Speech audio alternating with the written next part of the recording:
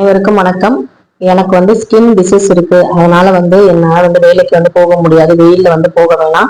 அது மட்டும் இல்லாம 2 குழந்தைங்க இருக்காங்க. ஸோ அதனால எங்க வீட்டுக்காரு என்னை வேலைக்கு போக வேணாம்னு சொல்லிட்டாங்க. நான் வீட்டில தான் இருக்கேன். ஆனா எம்ஃபில் முடிச்சிருக்கேன்.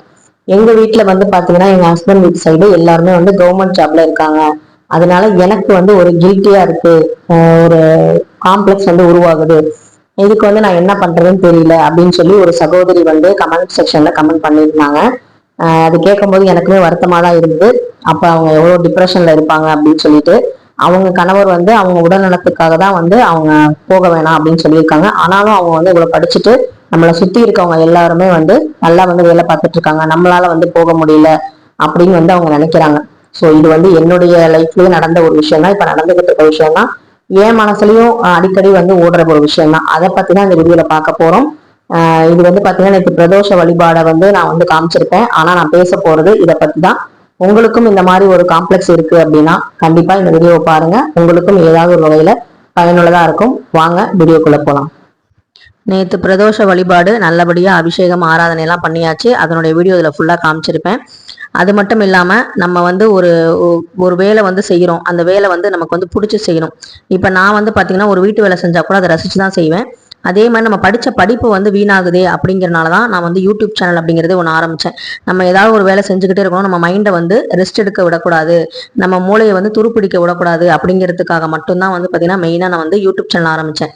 அதோட மட்டும் இல்லாம நிறைய நம்ம பேசணும். நம்ம மனசுக்குள்ள எல்லாத்தையும் வச்சிருக்க முடியாது. நம்ம கருத்துக்கள் சொல்றதுக்கான ஒரு பிளாட்ஃபார்மா பாத்தீங்கன்னா யூடியூப் இருக்கு. அதே மாதிரிதான் அந்த சகோதரி பாத்தீங்கன்னா அவங்களால வெளியே நிறைய விஷயங்கள் சொல்ல முடியாத போது என்ன அவங்களுடைய வெல்விஷராவோ ஒரு ஃப்ரெண்டாவோ நினைச்சு அவங்க அந்த கமெண்ட் செக்ஷன்ல இவ்வளவு விஷயங்கள் பகிர்ந்துருக்காங்க.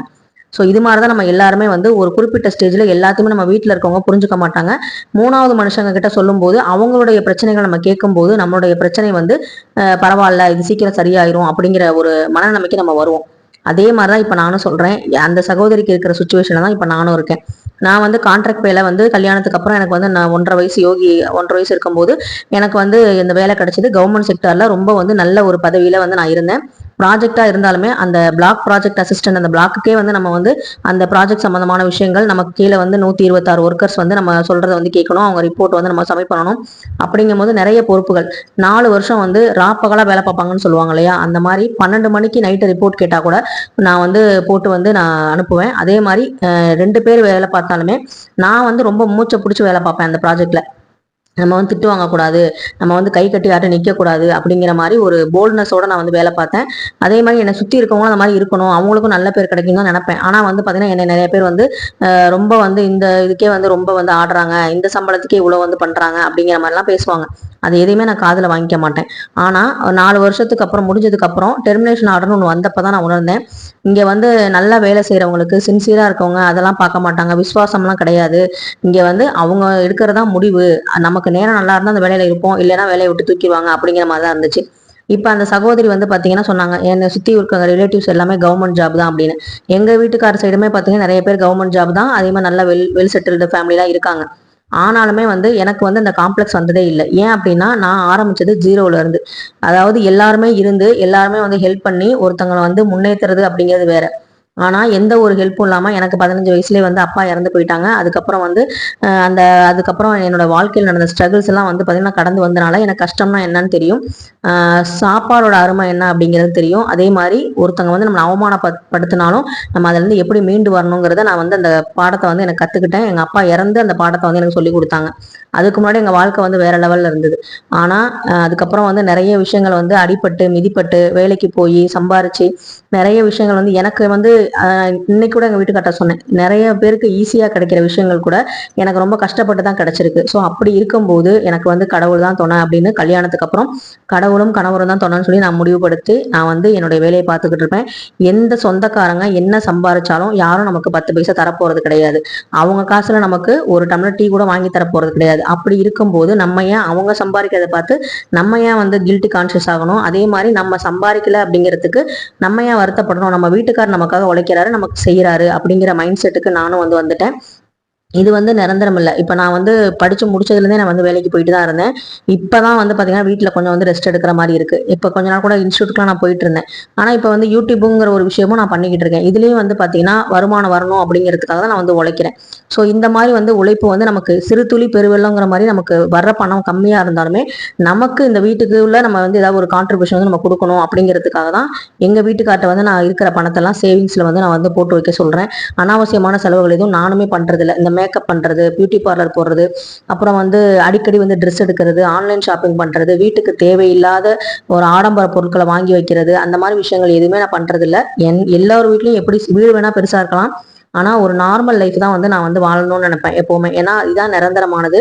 நம்ம நிறைய ஆடம்பர பொருட்கள் வாங்குறதுக்கு அதை வந்து நம்ம பேங்க் அக்கௌண்ட்ல போட்டா நமக்கு வந்து நிறைய வந்து வட்டி கிடைக்கும். அது மூலமா நமக்கு எமர்ஜென்சி நீடட் ஏதாவது தேவைப்பட்டா அந்த பணத்தை எடுத்து நம்ம செலவு பண்ண முடியும் அப்படிங்கிறத நான் யோசிப்பேன்.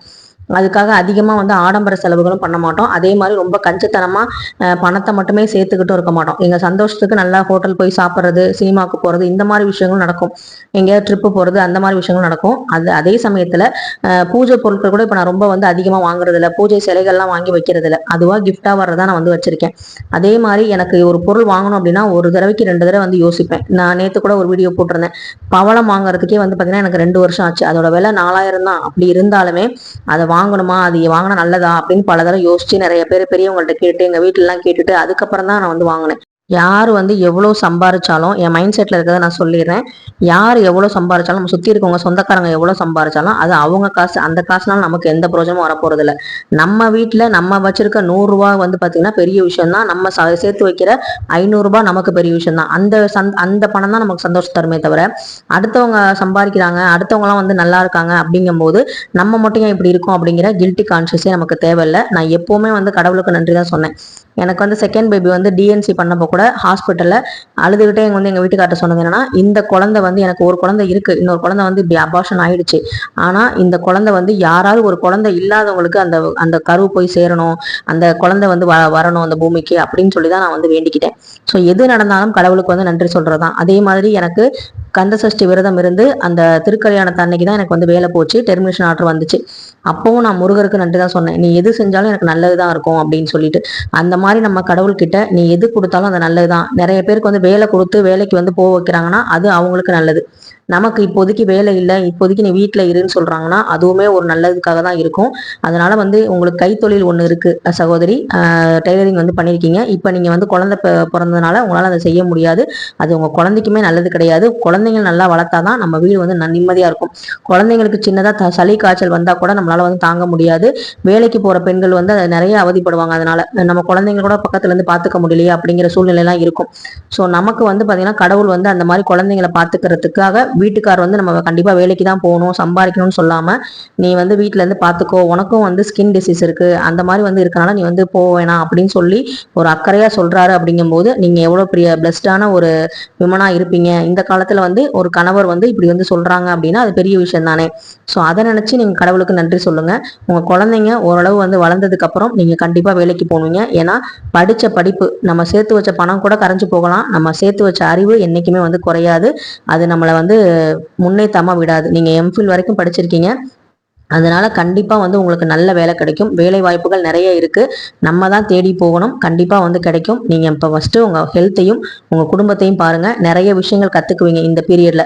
உங்களை யாரெல்லாம் அவமானப்படுத்தினாங்களோ அவங்களெல்லாம் வந்து நீங்க வந்து மனசுலயே வச்சுக்கோங்க. அவங்களுக்கு எந்த பதிலும் சொல்லாதீங்க.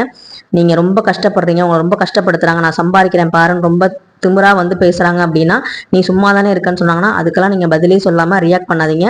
உங்க வீட்டை அழகா வச்சுக்கிறது உங்களால மட்டும்தான் முடியும். நீங்க கெத்தா இருங்க. இந்த நிலை வந்து நிரந்தரம் இல்லை, நம்ம நல்லபடியா வந்து இன்னும் வேலைக்கு போகும்னு சொல்லி நீங்க நினைங்க. ஏன்னா வந்து சில பேருக்கு 40 வயசுல தான் கவர்மெண்ட் ஜாபே கிடைக்கும். அப்படி இருக்கவங்க எல்லாம் வந்து என்ன பண்றது, அது வரைக்கும் படிச்சுக்கிட்டு இருப்பாங்க, அது வரைக்கும் அவங்க வந்து உழைப்பை போட்டுக்கிட்டு தான் இருப்பாங்க. அது மாதிரி நீங்களும் வந்து இந்த ஒரு குறிப்பிட்ட காலம் வீட்டில் இருக்க காலத்துல உங்களை நீங்களே அப்டேட் பண்ணிக்கோங்க. நிறைய விஷயங்கள் தெரிஞ்சுக்கோங்க, நிறைய புது புது விஷயங்கள் கத்துக்கங்க, உங்களை நீங்களே மோட்டிவேட் பண்ணுங்க. சொல்ல முடியாது உங்களுக்கு இதை விட வந்து ஒரு நல்ல வேலை வந்து கிடைக்கலாம். நீங்க எதிர்பார்த்ததை விட நீங்க 40 வயசுல கூட சம்பாதிக்க முடியும். அதனால வந்து சம்பாத்தியம்ங்கிறது நமக்கு எந்த வயசுல வேணா வரும். ஆனா கல்விங்கிறது நம்ம படிச்ச படிப்புங்கிறது நம்ம கூடவே என்னைக்கும் வரும். அதை மட்டும் இன்னைக்குமே மறந்துடாதீங்க. அதே மாதிரி என் ஃப்ரெண்டு ஒருத்தவங்க வந்து பார்த்தீங்கன்னா கோல்டு மெடல் வந்து வாங்கியிருந்தாங்க பிஜி படிக்கும்போது. நான் வந்து டிஸ்டிங்ஷன், அவங்க வந்து கோல்டு மெடல். அப்போ வந்து பார்த்தீங்கன்னா நான் கேட்டேன், ஏன் வீட்டில் வந்து இருக்க கோல்டு மெடல் வாங்கிட்டு நீ ஒரு ஜாப் கூட போகலையே கல்யாணத்துக்கு அப்புறம் அப்படின்னு சொல்லும்போது, இத்தனைக்கு பெங்களூர்ல இருக்க, நீ நிறைய வந்து அங்கே ஆப்பர்ச்சுனிட்டி இருக்குமே, உனக்கு ஹிந்தி தெரியும், இங்கிலீஷ் தெரியும், தமிழ் தெரியும், 3 லாங்குவேஜ் தெரியும் போது ஏன் வீட்டில் வந்து இருக்கு அப்படின்னு நான் கேட்கும்போது எனக்கு வந்து அவங்க சொன்ன பதில் என்னன்னா ரொம்ப பிடிச்சிருந்துச்சு. எனக்கு வந்து வீட்டில் வந்து பீஸ்ஃபுல்லாக இருக்கணும், சண்டை போடக்கூடாது. என் வீட்டுக்காரர் என்ன சொன்னார்னா, நான் நல்லா சம்பாதிக்கிறேன், அதுவே வந்து போதுமானது, நீ வந்து குடும்பத்தை நல்லபடியா பாத்துக்கோ, குழந்தைய பாத்துக்கோ. இப்ப வந்து நம்ம 2 பேரும் வேலைக்கு போயிட்டா அவனுக்கு கிடைக்க வேண்டிய அந்த விஷயங்கள், நம்ம அம்மா அப்பா கிட்ட இருந்து கிடைக்க வேண்டிய விஷயங்கள் நிறைய மிஸ் பண்ணுவான். சோ அதனால நீ வீட்டுல இருந்து பாத்துக்கோ அப்படின்னு சொல்லி சொன்னாங்க. நிறைய பெண்கள் வந்து வேலைக்கு போக முடியாம இல்ல, அவங்க நினைச்சா அந்த படியை தாண்டி போக முடியும். ஆனா அதுக்கு காரணம் என்ன அப்படின்னா, வீட்டுல மாமனார் மாமியார் இருப்பாங்க, வயசானவங்க இருப்பாங்க, குழந்தைங்க இருப்பாங்க. நம்ம வீட்டுக்காரர் வந்து பாத்தீங்கன்னா வேலையை முடிச்சுட்டு வரும்போது நம்ம அங்க இருக்கணும், எல்லாம் செய்யணும் அப்படிங்கிறதுனாலதான் நிறைய பெண்கள் படிச்சு முடிச்சாலுமே வந்து பாத்தீங்கன்னா வீட்டுல இருக்காங்க. படிப்பு அப்படிங்கிறது வெறும் சம்பாத்தியத்துக்கு மட்டும் இல்ல, நம்ம வந்து சுச்சுவேஷனை எந்த அளவுக்கு ஹேண்டில் பண்றோம், வீட்டுல வந்து பிரச்சனைகள் நம்மளால வராம எப்படி வந்து நம்ம வந்து குடும்பத்தை நடத்துறோம் அப்படிங்கிற அந்த அறிவுக்குமே வந்து இந்த படிப்பு வந்து தேவைப்படுது. என்னைக்கா இருந்தாலும் இந்த படிப்பு நம்ம கூட தான் இருக்க போகுது. நீங்க எல்லாமே ஓரளவு, பிள்ளைங்க எல்லாம் ஓரளவு வளர்ந்ததுக்கு அப்புறம் கண்டிப்பா வந்து நீங்க நல்ல வேலைக்கு வந்து போங்க, உங்களுக்கு நல்ல சம்பளத்துல வேலை கிடைக்கும். அதனால டிப்ரெஷன் ஆகாதீங்க. அது வரைக்கும் நீங்க என்னெல்லாம் அப்டேட் பண்ணணும்னு நினைக்கிறீங்க, என்னெல்லாம் கத்துக்கணும்னு நினைக்கிறோம், அதை கத்துக்கிட்டே இருங்க. வீட்டுல இருந்து யூடியூப் மூலமா நிறைய விஷயங்கள் கத்துக்கோங்க. உங்களை நீங்களே மோட்டிவேட் பண்ணுங்க, நிறைய விஷயங்கள் நல்லதாவே நடக்கும். இந்த மாதிரி கவர்மெண்ட் எக்ஸாம்ஸ் எல்லாம் வந்து எழுதுங்க. தொடர்ந்து வந்து நீங்க கன்சிஸ்டன்சியா நீங்க வந்து கொஞ்சம் கொஞ்சமா படிச்சு கொஞ்சம் கொஞ்சமா எழுதி பார்த்துக்கிட்டே இருங்க. கவர்மெண்ட் எக்ஸாம்ஸ் போங்க. நிறைய விஷயங்கள் வந்து இந்த கான்ட்ராக்ட் பே இது மாதிரிலாம் வந்து பண்றாங்க அப்படின்னா, எக்ஸாம்ஸ் எல்லாம் நடக்குது அப்படின்னா போய் உங்க நாலேஜ் எந்த அளவுக்கு நமக்கு கெயின் ஆயிருக்கு, நம்ம எந்த அளவுக்கு அப்டேட்டா இருக்கோம் அப்படிங்கிறத நீங்க வந்து இது ஒரு பயிற்சி கொடுக்குற ஒரு பீரியடா நீங்க வந்து நினைச்சுக்கோங்க. ப்ராக்டிஸ் பண்ற ஒரு காலமா வந்து நினைச்சுக்கிட்டு நீங்க பண்ணீங்க அப்படின்னா எல்லாமே நல்லபடியா நடக்கும். அதனால கவலைப்படாதீங்க. முதல்ல உங்க டிப்ரெஷன் வந்து வெளியே வாங்க. நீங்க உங்களை தவிர யாருமே இந்த உலகத்துல பெஸ்ட் இல்ல, நீங்க பண்ற விஷயங்கள் எல்லாமே பெஸ்டானதுன்னு நினைங்க, எல்லாமே நல்லபடியா நடக்கும். நான் அப்படிதான் நினைச்சு என் வாழ்க்கையை வந்து நான் அடுத்த ஸ்டெப்ல வந்து எடுத்து வச்சிட்டு இருக்கேன். கண்டிப்பா நான் இப்படியே நின்ற மாட்டேன். எனக்கும் ஒரு சுச்சுவேஷன் வரும். நான் வந்து போன தடவை போன மாதிரி ஒரு டெம்பரரி வேலையா போயிட்டு நம்ம வந்து ஒரு கான்ட்ராக்ட் வேலை செஞ்சுட்டு அது திரும்ப வெளியே வந்துட்டு அந்த மாதிரி இருக்கக்கூடாது. நமக்கு வந்து சேஃப் அண்ட் செக்யூரிட்டியாவும், அதே மாதிரி நமக்கு ஒரு நல்ல ஒரு பிடிச்ச வேலையாகவும் இருக்கும்னா நான் வெயிட் பண்ணிட்டு இருக்கேன். கண்டிப்பா கிடைச்சா நானுமே போவேன். ஸோ அதனால வந்து நீங்களும் கவலைப்படாதீங்க. எல்லாருமே வேலைக்கு போவோம். நம்ம பெண்கள் எல்லாருமே வந்து பார்த்தீங்கன்னா ஒரு பெரிய சக்தி தான். அதனால கவலைப்படாதீங்க, டிப்ரெஷன் ஆகாதீங்க. அது நம்மளை ரொம்ப வந்து டவுன் ஆக்கும். இன்னைக்கு ஒரு வேலை நீங்க செய்றீங்க அப்படின்னா அதை பிடிச்சி செய்யுங்க, சந்தோஷமா செய்யுங்க. குழந்தைய வந்து குளிப்பாட்டுறது கூட ஒரு கலை தான், அதை வந்து நீங்க ரசிச்சு செய்யுங்க. நம்ம வந்து வேலைக்கு போக முடியலன்னு சொல்லி மனசுல கவலையை வச்சுக்கிட்டு வீட்டு வேலை பார்த்தீங்க அப்படின்னா வீட்டுல இருக்கவங்களுக்கும் நிம்மதி இருக்காது, உங்களுக்கும் அந்த நிம்மதி கிடைக்காது. ஸோ நிம்மதியா இருக்கிறதுக்காக தான் நம்ம வந்து வாழ்றதே.